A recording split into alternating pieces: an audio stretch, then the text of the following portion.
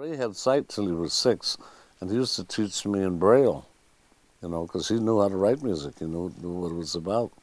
And I had been aiming at it before, but he helped me a lot, And we spent all of the beginning of our years dreaming about what could possibly happen to two young African-American kids. At that time, we didn't have that many idols.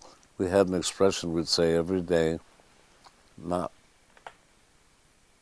one drop of my self-worth depends on your acceptance of me, because we couldn't afford the luxury, or whatever you want to call it, an external force to define who you were. Back in the 40s, it was dangerous, So we were very independent, and we tried to find our own way, and we grew together and reached our success and everything else together, and till the day he left us, Ray was a very special man to me.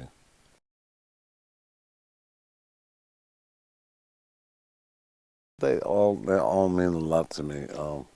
I wouldn't. I'd have to look at them again to say that, and I don't know. It's all. We the World meant a lot, naturally. The first one meant a lot. Because I remember I have a picture in there with Barbra Streisand. She was 21. I was 30. I Can't Stop Loving You for Basie. I was thrilled because that was the first time. And they all mean something.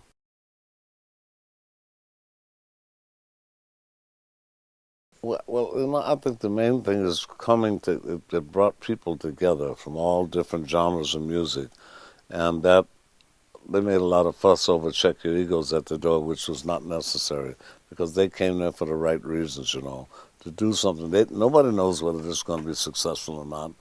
Is to do something. At that time, it was Ethiopian. A lot of kids told me what it did to them. It got them out of I, me, and my, and took them into we, us, and they. And that's very important, Get out of yourself,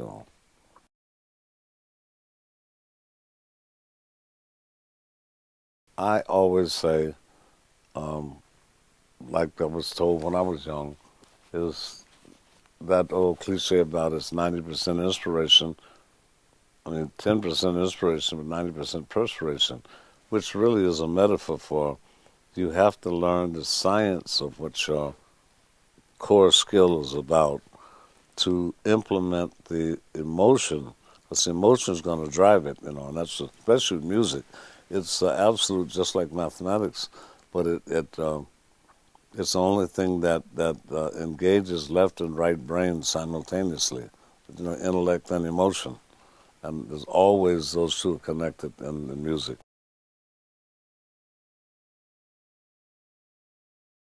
Every other country in the world has one.